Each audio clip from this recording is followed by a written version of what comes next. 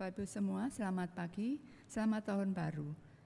Tanggal 3, untuk pengumuman ini tanggal 3 masih ibadah secara online. Dan saat ini kami mengucapkan selamat berbakti, Tuhan Yesus memberkati.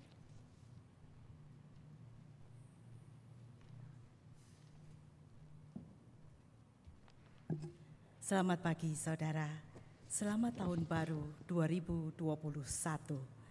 Dalam segala keterbatasan, kita bersyukur kepada Tuhan atas pemeliharaannya yang tak pernah berkesudahan, baik di tahun-tahun yang lalu, tahun ini, maupun tahun-tahun mendatang. Mari kita berdiri.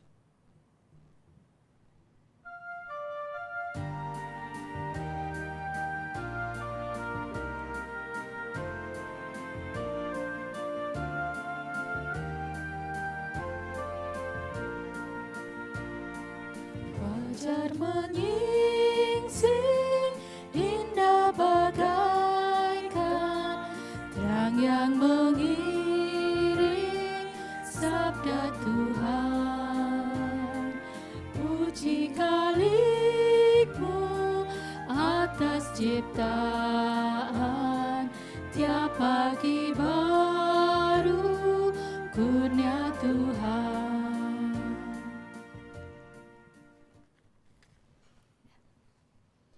Ibadah ini berlangsung di dalam nama Allah Bapa, Anak, dan Roh Kudus yang menciptakan langit dan bumi.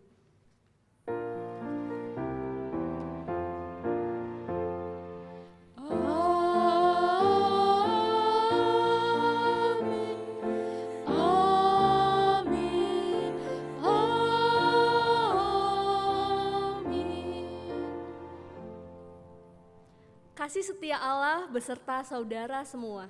Dan beserta saudara juga, silakan duduk.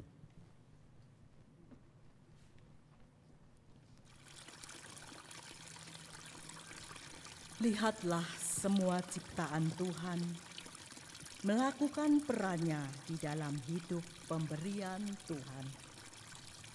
Diciptakan dalam keteraturan, saling menopang, agar tercipta kehidupan yang harmoni. Nikmatilah persekutuan umat yang saling menguatkan dalam pengembaraan hidup, agar semakin gigih memperjuangkan kebaikan.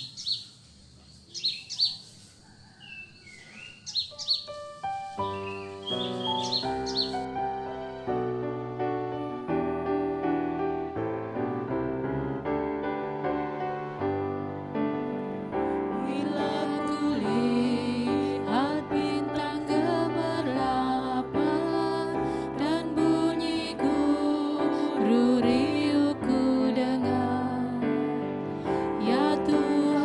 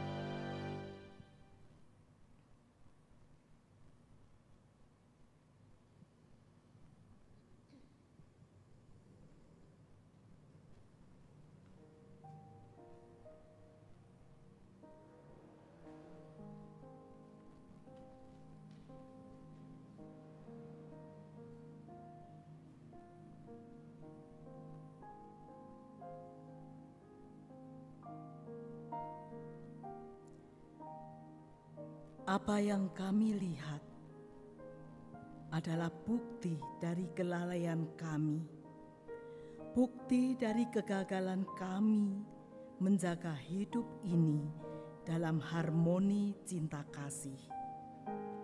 Kegagalan kami dalam mewujudkan keseimbangan hidup.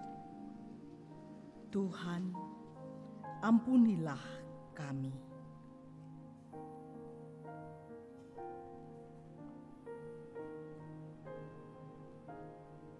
Untuk setiap mulut yang mengaku, ampunilah kami ya Tuhan.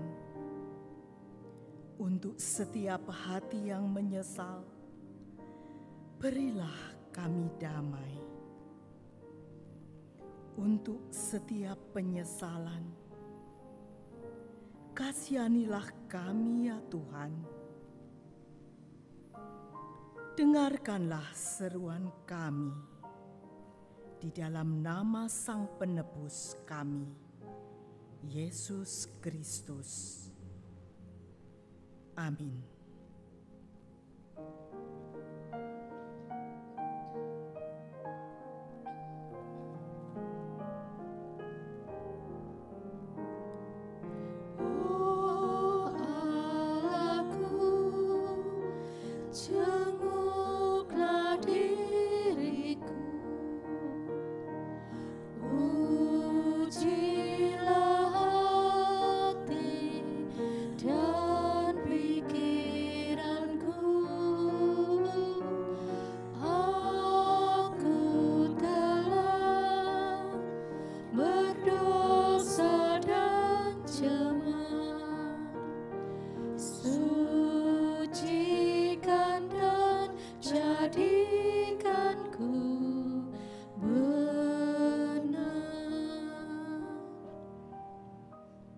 Tetapi syukur kepada Allah, Ia berkenan memberikan berita anugerah bagi kita.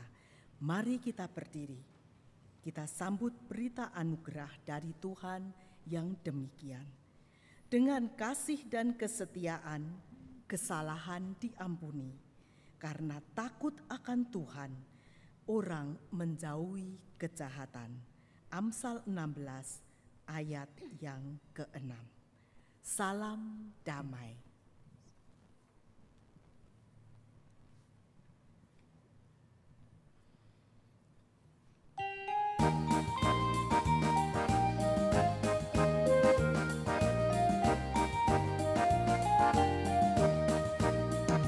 Tuhan Yesus sahabatku, tercinta dan erat, melebihi segalanya bagiku. Bunga bakung paling indah yang tumbuh di lembah, mengampuni menyucikan diriku. Menghibur dalam duka, penolong yang teguh, kepadanya ku serahkan kuatiku. Bunga bakung paling indah yang tumbuh di lembah, melebihi segalanya bagiku. Silakan duduk. Bapak, Ibu, Saudara-saudari sekalian, sebelum kita mendengarkan firman Tuhan, terlebih dahulu kita akan meminta pertolongan dari Roh Kudus. Marilah kita berdoa. Tuhan Yesus, selamat pagi. Terima kasih di tahun yang baru ini Engkau masih memberikan kami semua kesempatan untuk menghirup hembus nafas yang baru. Tuhan, saat ini kami akan kembali mendengarkan sebagian dari firman-Mu. Di awal tahun kami ini, tolong bantu kami mampu mendengar, sertai kami juga dengan Roh Kudus-Mu, agar kami mampu melakukannya pula dalam kehidupan kami. Hanya di dalam nama Tuhan Yesus kami telah berdoa. Amin. Bacaan kita pada awal tahun ini terambil dari Matius 25, ayatnya yang ke-31 sampai 46. Matius 25 ayatnya yang ke-31 sampai 46. Apabila Anak Manusia datang dalam kemuliaan dan semua malaikat bersama-sama dengan Dia, maka Ia akan bersemayam di atas tahta kemuliaannya.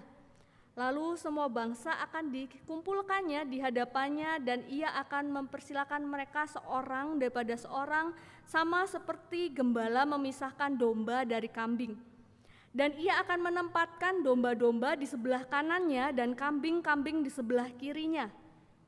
Dan raja itu akan berkata kepada mereka yang di sebelah kanannya, "Mari hai kamu yang diberkati oleh Bapakku, terimalah kerajaan yang telah disediakan bagimu sejak dunia dijadikan. Sebab ketika aku lapar, kamu memberi aku makan. Ketika aku haus, kamu memberi aku minum. Ketika aku seorang asing, kamu memberi aku tumpangan. Ketika aku telanjang, kamu memberi aku pakaian. Ketika aku sakit, kamu melawat aku. Ketika aku di dalam penjara, kamu mengunjungi aku." Maka orang-orang benar itu akan menjawab dia, katanya, "Tuhan, bila manakah kami melihat Engkau lapar dan kami memberi Engkau makan, atau haus dan kami memberi Engkau minum? Bila manakah kami melihat Engkau sebagai orang asing dan kami memberi Engkau tumpangan, atau telanjang dan kami memberi Engkau pakaian? Bila manakah kami melihat Engkau sakit atau dalam penjara dan kami mengunjungi Engkau?" Dan raja itu akan menjawab mereka, "Aku berkata kepadamu, sesungguhnya segala sesuatu yang kamu lakukan untuk salah seorang dari saudaraku yang paling hina ini, kamu telah melakukannya untuk aku." Dan ia akan berkata juga kepada mereka yang di sebelah kirinya, "Enyalah dari hadapanku, hai kamu orang-orang terkutuk, enyalah ke dalam api yang kekal yang telah sedia untuk iblis dan malaikat-malaikatnya. Sebab ketika aku lapar, kamu tidak memberi aku makan. Ketika aku haus, kamu tidak memberi aku minum. Ketika aku seorang asing, kamu tidak memberi aku tumpangan. Ketika aku telanjang, kamu tidak memberi aku pakaian. Ketika aku sakit dan dalam penjara, kamu tidak melawat aku." Lalu mereka pun akan menjawab dia, katanya, "Tuhan, bila manakah kami melihat Engkau lapar atau haus, atau sebagai orang asing, atau telanjang, atau sakit, atau dalam penjara dan kami tidak melayani Engkau?" Maka ia akan menjawab mereka, "Aku berkata kepadamu, sesungguhnya segala sesuatu yang tidak kamu lakukan untuk salah seorang dari yang paling hina ini, kamu tidak melakukannya juga untuk aku." Dan mereka ini akan masuk ke tempat siksaan yang kekal, tetapi orang benar di dalam hidup yang kekal. Demikianlah Injil Tuhan Yesus Kristus. Berbahagialah setiap orang yang menyambut firman-Nya dan menghasilkan buah. Haleluya.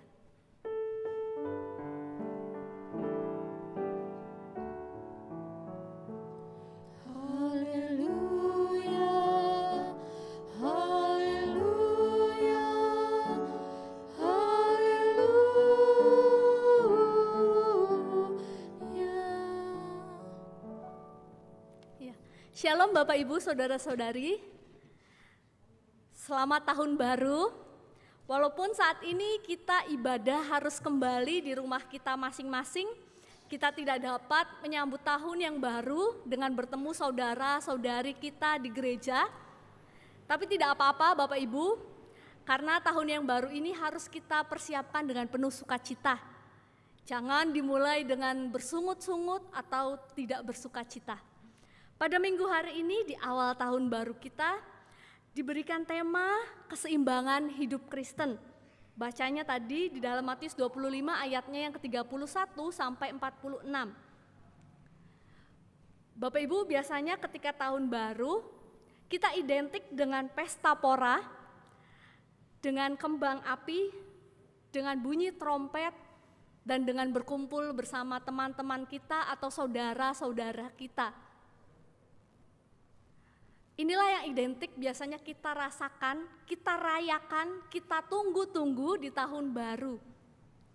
Dan tentu ketika di tahun baru pula akan muncul pertanyaan yang demikian.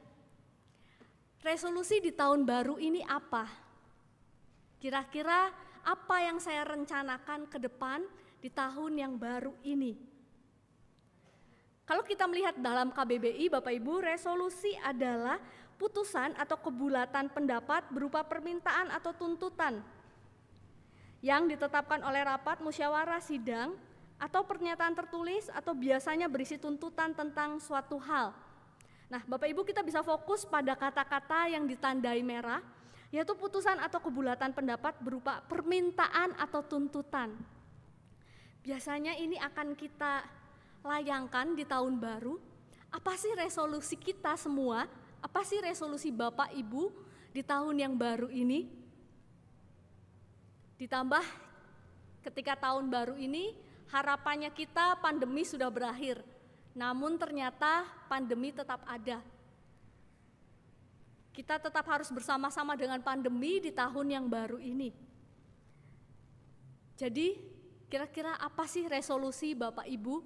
Bapak Ibu sudah menetapkannya ketika di akhir tahun lalu, apakah sudah mencatat, oh di 2021 saya akan mencapai ini dan itu.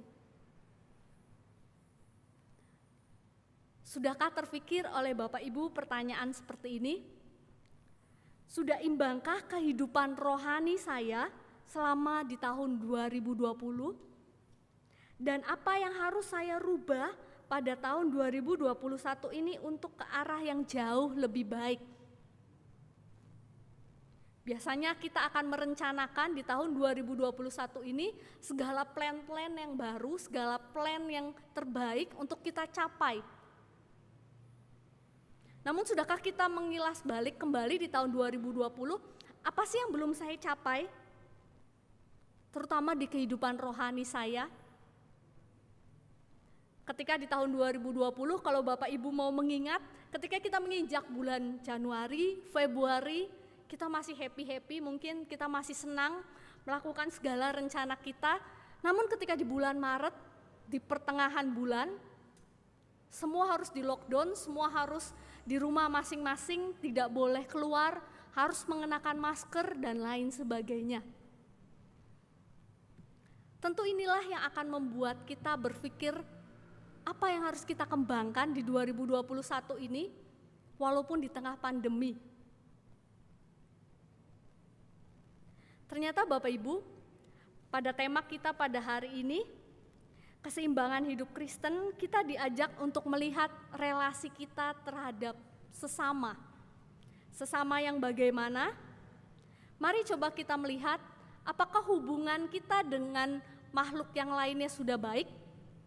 Manusia terciptakan oleh sebagai makhluk yang mulia. Itu dikatakan di dalam Alkitab, kita diciptakan Tuhan sebagai makhluk yang mulia. Lalu apakah makhluk mulia ini atau kita semua peduli dengan ciptaan Tuhan yang lainnya? Faktanya Bapak Ibu, sebagian kita manusia hanya fokus akan diri sendiri, berlaku egois, serta lupa dengan kata sosial. Kita adalah makhluk yang mulia, namun kita juga adalah makhluk sosial. Namun seringkali kita melupakan kata sosial tersebut dan lebih memikirkan kepentingan kita sendiri. Contohnya, terhadap binatang kita perlakukan semena-mena. Rajin di awal, dipukul setelah malas. Maksudnya apa? Kita senang dengan hewan tersebut, kita merawatnya, kita menjaganya, kita memberi makan dan lain sebagainya di awal. Namun terkadang ada sebagian dari kita atau sebagian dari manusia, ketika sudah malas, ketika sudah bosan, atau hewan tersebut sakit sajalah, kita akan membiarkannya begitu saja sehingga dia mati. Atau ketika hewan tersebut tidak nurut kepada kita dan kita emosi, kita akan memukul dia dengan semena-mena atau memperlakukan dia dengan semena-mena. Ini contoh keegoisan kita Bapak Ibu. Contoh lainnya apa? Terhadap alam. Kita seringkali mengeksploitasi habis-habisan alam kita. Alasannya apa? Penggundulan demi lahan tani, pembakaran hutan demi hunian yang baru, dan lain sebagainya. Semua ini kita jadikan alasan demi memenuhi kebutuhan hidup kita. Ternyata bukan terhadap hewan dan alam saja, terhadap manusia lain pun terkadang kita memperlakukannya dengan egois. Kita saling bersaing dengan cara yang tidak sehat. Kita tidak suka dengan orang tersebut, kita pun akan bersaing dengan cara menghalalkan segala cara dan menjatuhkan orang tersebut. Memanfaatkan yang lemah, Kita tahu nih orang ini lemah, bisa kita manfaatkan dengan kita mempekerjakan dia, tapi kita tidak membayarnya atau tidak memperlakukannya sesuai dengan sesama kita atau memperlakukannya sebagai manusia. Dan memperkaya diri dan lain sebagainya. Inilah yang akan kita sama-sama pelajari, sama-sama kita renungkan, sudah imbangkah kehidupan kita di 2020 lalu? Dan apa yang harus dirubah di tahun baru ini? Yuk, mari kita ubah sudut pandang yang lama tadi, yang berpikir kita adalah makhluk yang paling mulia dan kita bisa semena-mena, menjadi fokus yang baru dengan pertanyaan yang tadi, sudah imbangkah kehidupan rohani saya di tahun 2020 dan apa yang mesti saya ubah di tahun 2021 ini? Kita akan sama-sama belajar dalam bacaan kita Matius 25 ayatnya yang 31 sampai 46.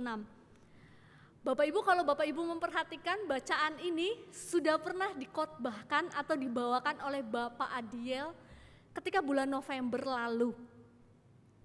Entah itu Bapak Ibu hadir di gereja atau Bapak Ibu streaming di rumah masing-masing. Kalau Bapak Ibu memperhatikan, pasal ini sudah pernah dikhotbahkan oleh Bapak Adiel. Namun dengan tema yang berbeda, yaitu Raja yang Mengembalakan. Ketika itu Pak Adiel membahas di mana kedatangan Tuhan yang pertama dan yang kedua itu berbeda. Yang pertama penuh dengan kesederhanaan. Tuhan menjelma menjadi manusia, sama seperti kita, berputar-putar keliling-keliling untuk melayani manusia-manusia, kaum papa, kaum yang kita tidak anggap sama sekali saat itu. Namun yang kedua, Tuhan datang dengan penuh kemuliaan. Seperti bacaan kita, Tuhan menghakimi dengan tatanya, dengan penuh kemuliaannya. Namun bukan berarti Tuhan semena-mena dengan kemuliaannya tersebut memperlakukan manusia pun dengan semena-mena. Tapi dalam kemuliaannya tersebut, di kedatangannya yang kedua, Tuhan ingin menunjukkan nih siapa yang dia pilih sebagai di posisi kanannya dan siapa yang dia pilih dalam posisi kirinya. Itulah yang Pak Adiel bahas atau angkat pada saat itu. Masih ada hubungannya dengan tema kita pada saat ini, yaitu keseimbangan hidup Kristen. LAI memberikan perikop ini tema atau judul penghakiman terakhir. Apa sih kira-kira Bapak Ibu hubungannya perikop tersebut, penghakiman terakhir, dengan tema kita pada tahun baru ini, keseimbangan hidup Kristen? Pasti juga muncul pertanyaan, ukuran apa yang kira-kira dipakai dalam penghakiman terakhir itu?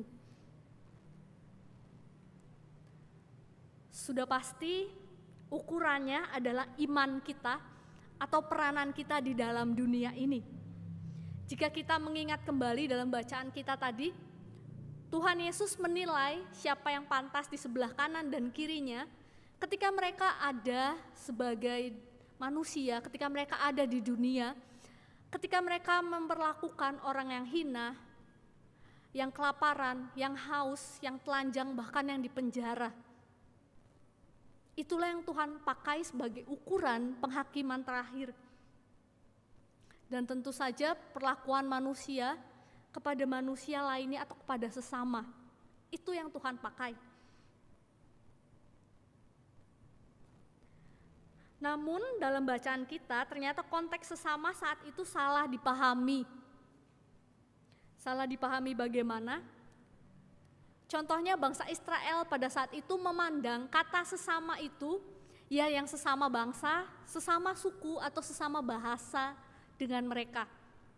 Itulah yang akan mereka perlakukan dengan baik, itulah yang akan mereka anggap sebagai sesama mereka. Ketika itu berbeda sukunya atau bahasanya sekalipun, mereka akan menyingkirkan itu dan tidak menganggapnya sebagai sesama. Inilah yang salah Bapak Ibu, dan Tuhan Yesus ingin memperbaiki atau mengubah sudut pandang sesama tersebut. Bagi Tuhan Yesus, dalam kata sesama itu yaitu mereka yang di luar bangsa itu atau mereka yang berbeda, bahkan dianggap kafir pada saat itu. Kita tahu pada saat itu ketika orang berbeda bangsa, berbeda agama, maka akan dianggap kafir dan dijauhi. Dianggap tidak suci, dianggap tidak layak untuk bersama-sama dengan kelompok tersebut. Inilah yang Tuhan Yesus mau rangkul, inilah yang Tuhan Yesus anggap sebagai sesama. Atau yang Pak Adiel bilang, mereka yang hina atau kaum papa yang adalah saudara dan sesama kita.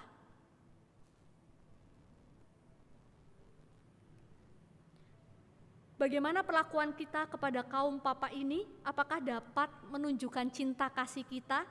Sudahkah kita menunjukkan cinta kasih kita kepada sesama kita yang kaum papa, kaum hina, kaum yang mungkin tidak dianggap sama sekali sama orang, atau bahkan terhadap alam kita, atau terhadap hewan-hewan yang ada di sekitar kita? Sudahkah kita menunjukkan cinta kasih Allah kepada mereka? Bapak Ibu, mereka yang hina, mereka yang kaum papa, ternyata adalah sesama kita. Mereka sama-sama pengembara di dunia ini, dan mereka sama-sama orang atau makhluk yang menunggu kedatangan Tuhan untuk kedua kalinya. Mereka sama dengan kita menyambut, kita menunggu kedatangan Tuhan kita, dan mereka pun sama, menunggu Tuhan untuk kedatangannya yang kedua kali. Penghakiman terakhir juga ternyata Bapak Ibu mengingatkan kita akan kitab Wahyu. Kitab yang identik dengan penggambaran tentang akhir zaman dan pengharapan akan langit dan bumi yang baru. Kita tahu kitab Wahyu sering sekali membahas tentang akhir zaman, langit dan bumi yang baru, penghakiman, dan lain sebagainya. Ternyata pemahaman ini seringkali membuat kita lupa akan bumi dan langit kita yang lama, yang saat ini sedang kita pijak. Kita merasa, oh nantinya ada langit dan bumi yang baru, yang penuh dengan kedamaian, yang sudah Tuhan Yesus janjikan. Ya sudah, di langit dan bumi yang lama ini ya udah, kita bebas aja mengeksploitasi alam, kita bebas saja mengusir hewan atau memukul hewan dengan sembarangan. Ini yang seringkali kita lupakan atau kita abaikan ketika kita membaca kitab Wahyu tentang pengharapan langit dan bumi yang baru. Akibatnya manusia tidak peduli lagi dengan bumi dan langit yang lama.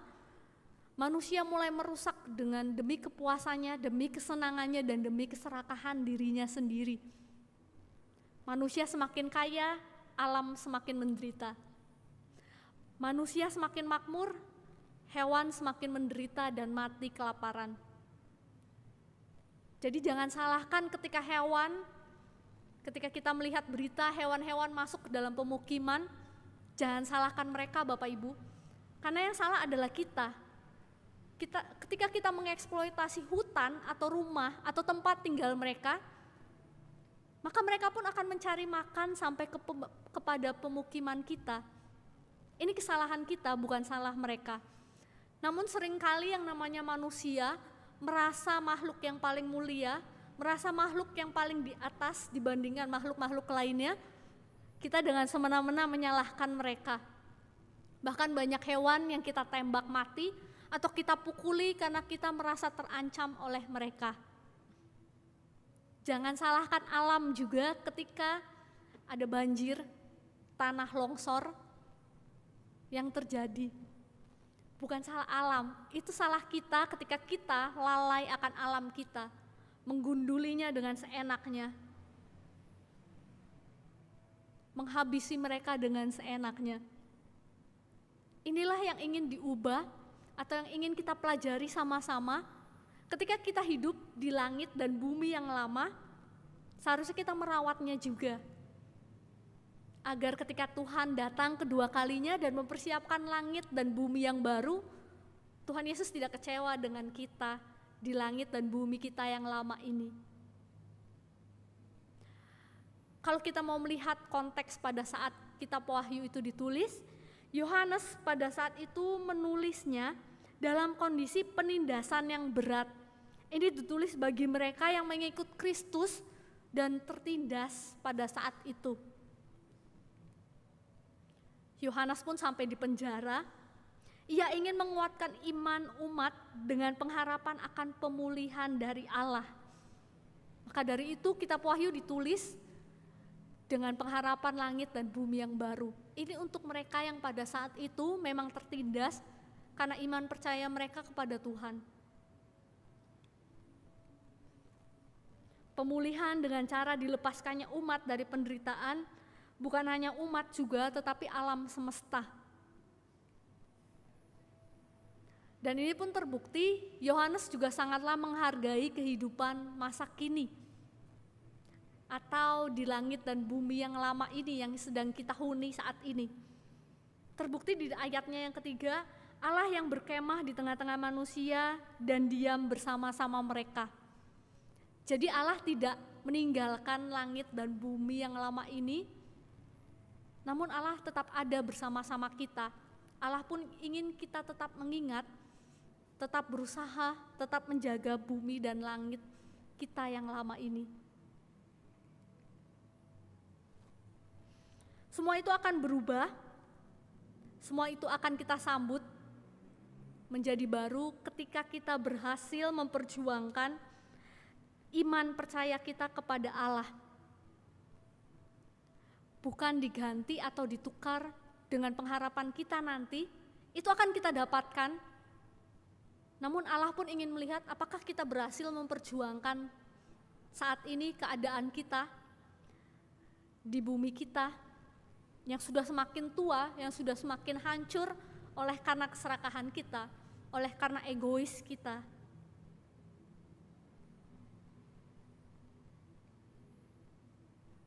Inilah yang Tuhan harapkan, sikap manusia yang penuh kasih dan gaya hidup yang bertanggung jawab akan kehidupan menjadi cara yang Allah percayakan kepada manusia untuk Allah hadirkan langit dan bumi yang baru.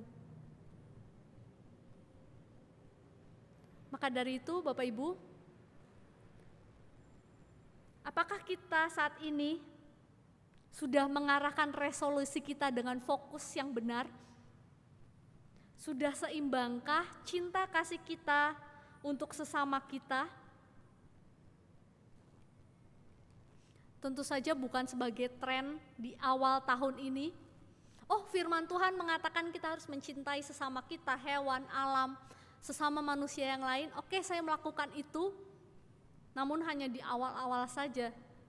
Di bulan Januari ini, di bulan Februari, lalu selebihnya lupa dan memperlakukannya dengan semena-mena kembali. Namun jadikanlah kebiasaan ini habit yang kita tanamkan dalam diri kita.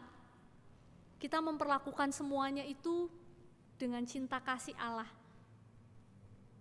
Untuk menutup khotbah kita pada minggu hari ini, ada sebuah kisah tentang Tuan Alex dan ketiga anak buahnya. Suatu hari Tuan Alex ini ingin pergi dan ia pun memberikan 3 anak buahnya ini kapak, 3 buah kapak. Jadi satu-satu mereka mendapatkan kapak tersebut. Namun Tuan Alex pun tidak meninggalkan begitu saja, melainkan ia berpesan kepada mereka, manfaatkanlah kapak ini dengan baik dan karyakanlah. Nanti kapak siapa yang paling baik akan saya berikan reward. Siapa yang tidak bangga Bapak Ibu ketika kita dikatakan atau diberikan reward dari seseorang? Tentu semuanya akan mengharapkan itu dan akan menyambut itu dengan penuh sukacita. Namun ternyata 3 orang anak buahnya ini salah fokus Bapak Ibu. Anak buah yang pertama, ia menangkap hanya sebagian kalimat Tuan Alex yang berkata kapak siapa paling baik akan mendapatkan reward. Dia hanya menangkap setengah atau sebagian dari kata-kata Tuan Alex tersebut, sehingga anak buah pertama pun memperlakukan kapak tersebut dengan merawatnya sangat baik. Ia menjaganya, ia membersihkannya setiap hari dan memajangnya di sebuah peti yang bagus, peti yang terbaik, dan tidak memakainya sama sekali. Inilah yang dia anggap sebagai perlakuan yang baik dan ia akan mendapatkan reward. Inilah yang dia pikirkan atau yang dia harapkan. Anak buah yang kedua pun salah fokus dan hanya menangkap sebagian kata-kata Tuan Alex, karyakanlah dan reward. Maka dari itu ketika dia menangkapnya karyakanlah, ia pun memakai kapak tersebut dengan menghabisi seluruh hutan yang ada di lingkungannya tersebut, dengan memotong hutan tersebut, agar ketika tuannya pulang nanti dan melihat itu semua, tuannya akan melihat, oh kapak yang saya kasih kepada anak buah yang kedua ini benar-benar dimanfaatkan ya, dia gunakan untuk memotong segala sesuatu dan benar-benar dia karyakan. Maka dari itu pun ia mengaryakan tersebut dengan membabat habis hutan. Ia merasa itulah reward yang akan dia dapatkan nantinya karena dia berhasil menggunakan kapak tersebut. Sedangkan anak buah yang ketiga dia benar-benar memperhatikan seluruh kalimat dari Tuan Alex tersebut. Manfaatkanlah dengan baik, namun tetap karyakan. Di sini dia tidak fokus pada kata reward, namun manfaatkanlah dengan baik, namun tetap karyakan. Di awal anak buah yang ketiga ini memang bingung Bapak Ibu, harus apa sih dia mempergunakan kapak tersebut? Kalau dia menggunakannya, nanti kapak tersebut akan rusak, tidak akan menjadi kapak yang baik lagi. Itu yang dia lihat ketika dia lihat anak buah yang pertama memperlakukan kapak tersebut dengan baik, tidak memakainya dan merawatnya. Namun di sini tuannya pun tersebut meminta untuk mengaryakannya. Maka dari itu dia pun memutuskan untuk memperlakukan hal yang sama seperti anak buah yang kedua, namun dengan berbeda yang cara. Dia memakai kapak tersebut untuk memotong kayu, namun dengan baik-baik, dengan pelan-pelan, tidak membabi buta seperti anak buah yang kedua tersebut. Dan dia merasa kayaknya ada yang kurang deh. Kayaknya ini belum saya karyakan. Kalau saya hanya memotong kayu dan meletakkannya, apa bedanya saya dengan anak buah yang kedua? Apa karyanya dari tumpukan kayu tersebut? Maka dari itu, tumpukan kayu tersebut pun ia karyakan, ia bangun menjadi rumah hunian yang kecil, yang mungil, namun sangat nyaman tentunya. Kemudian suatu hari pulanglah Tuan Alex dan ingin melihat apa sih hasil karya anak-anak buahnya tersebut. Ketika dia sudah melihat anak buah yang pertama, oh dia hanya menyimpan kapaknya tersebut. Ya memang kapak tersebut baik karena dia simpan, dia rawat, dia bersihin setiap harinya. Ketika dia melihat anak buah yang kedua, dia memanfaatkan kapak saya juga dengan baik. Dia menggunakan kapak tersebut. Namun hasilnya salah. Dia menghabisi seluruh hutan dengan kapak tersebut. Dan ketika dia melihat anak buah ketiga, anak buah yang kebingungan pada awalnya harus diapakan sih kapak tersebut, manfaatkan dan karyakan harus saya apakan. Dan Tuan Alex ini pun tersenyum melihat anak buah yang ketiga tersebut dan dia mengatakan demikian. Reward yang akan saya berikan adalah hasil dari pekerjaan kalian dengan kapak itu. Jadi sudah pasti Bapak Ibu ketika hasilnya atau rewardnya adalah apa yang kalian hasilkan dengan kapak tersebut, tentu kita sudah pasti akan menduganya anak buah yang pertama hanya akan mendapatkan kapak yang masih cantik, yang masih bagus karena dia benar-benar merawatnya. Sedangkan anak buah yang kedua, dia mendapatkan kapak yang tentu saja sudah jelek, sudah usang karena dia pakai terus-terusan. Dan inilah reward sesungguhnya, yaitu dari anak buahnya yang ketiga. Ketika dimanfaatkan dengan baik, dia tidak membabi buta, menghabisi hutan, menghilangkan tumbuh-tumbuhan yang ada di hutan, dan menjadikan kayu tersebut bukan hanya tergeletak begitu saja, namun memanfaatkannya untuk hunian, maka inilah reward sesungguhnya yang dia dapatkan. Jadilah seperti anak buah yang ketiga, fokus dengan kehidupan saat ini dengan memiliki resolusi menyeimbangkan kehidupan kita.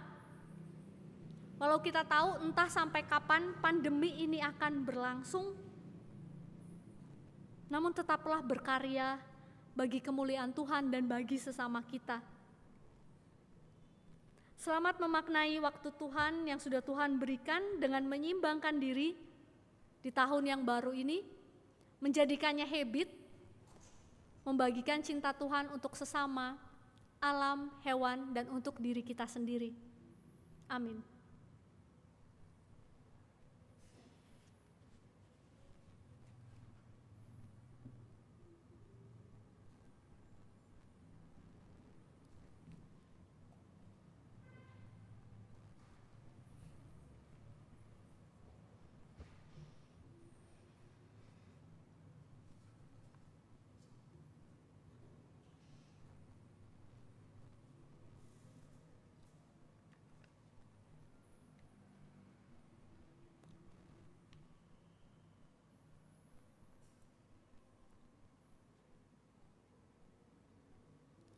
Jemaat dipersilakan berdiri, Bapak Ibu yang ada di rumah juga.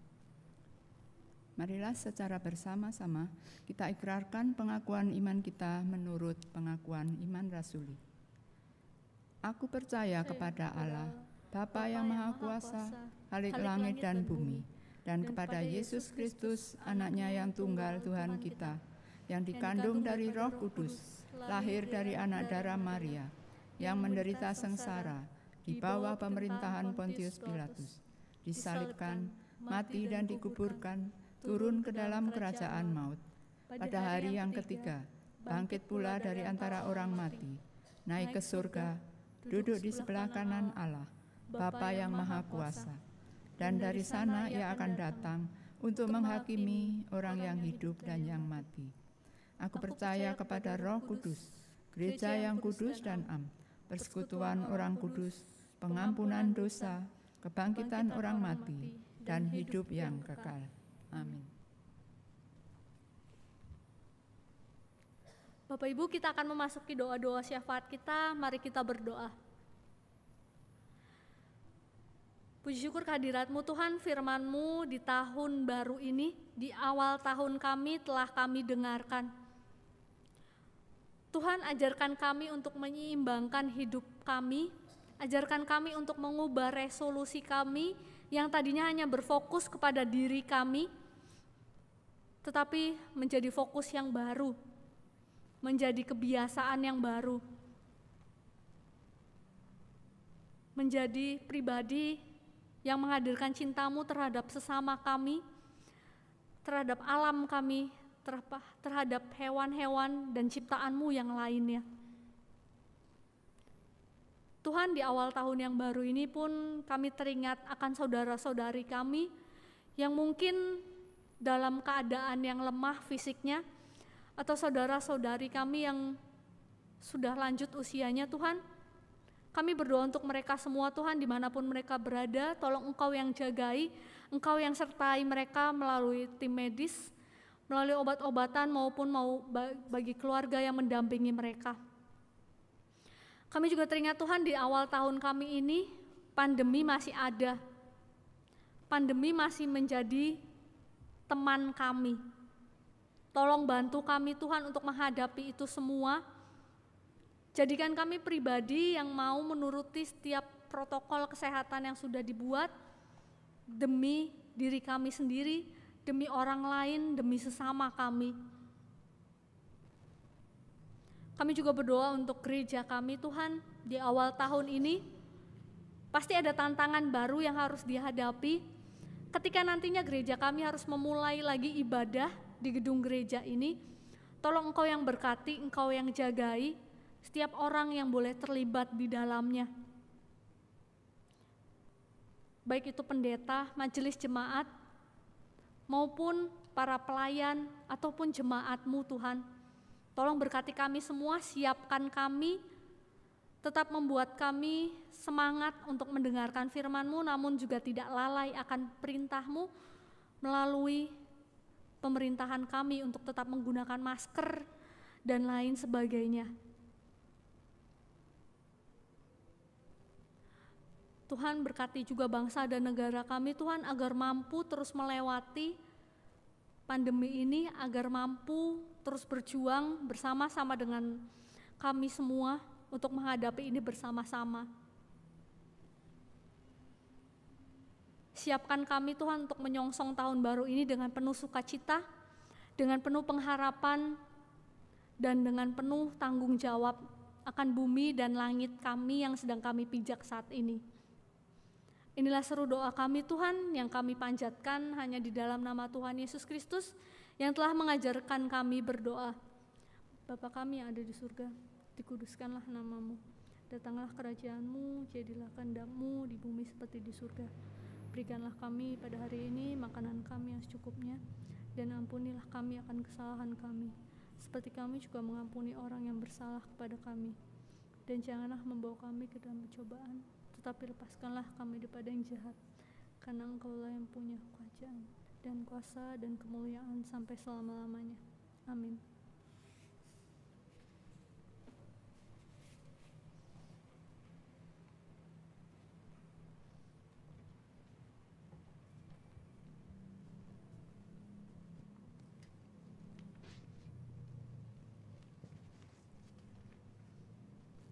Mari kita akan memberikan persembahan.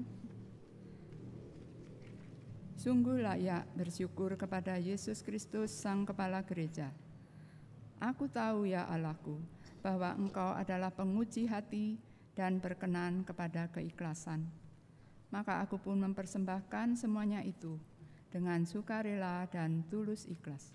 Dan sekarang umat-Mu yang hadir di sini telah kulihat memberikan persembahan sukarela kepadamu dengan sukacita.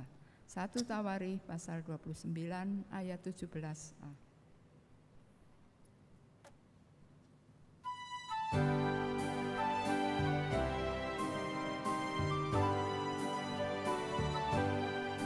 Syukur padamu ya Allah atas segala rahmat-Mu.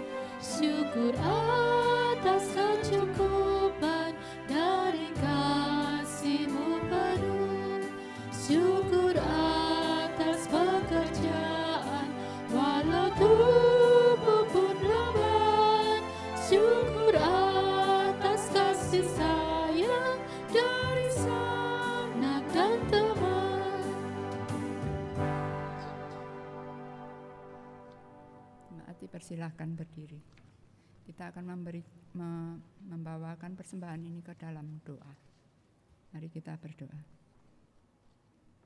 Tuhan Bapa kami yang di surga, terima kasih ya Tuhan, pada sehari yang lalu, tahun yang lalu, kami telah Engkau berikan senantiasa rezeki dan juga umat-Mu ini Tuhan telah menerima. Biarlah kami semua telah selalu bersyukur kepadamu.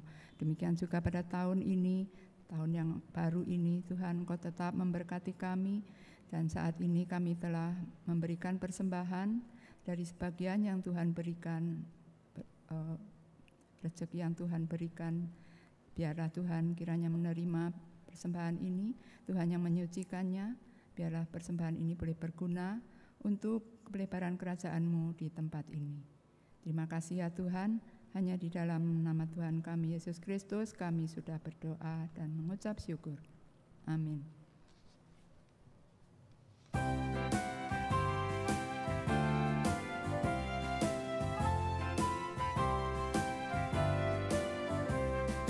Pakailah waktu anugerah Tuhan-Mu, hidupmu singkat bagaikan kembang. Mana benda yang kekal di hidupmu, hanyalah kasih tak akan lekang. Tiada yang bakal di dalam dunia, segala yang indah pun akan lenyap. Namun kasih-Mu demi Tuhan Yesus sungguh bernilai dan tinggal tetap. Bapak Ibu, saudara-saudari sekalian, teruslah melayani. Baik atau tidak baik waktunya. Teruslah hadir bagi setiap orang yang membutuhkan tanpa batas. Teruslah memperjuangkan keadilan dan kebaikan bagi semua makhluk. Tuhan mengutus kita dan Dia pula lah yang meneguhkan dan memberkati pelayanan kita. Lakukan dan kerjakanlah di dalam berkat Allah. Semoga Allah sumber pengharapan memenuhi kita dengan segala sukacita dan damai sejahtera dalam iman kita, supaya oleh kekuatan Roh Kudus kita berlimpah-limpah dalam pengharapan. Amin.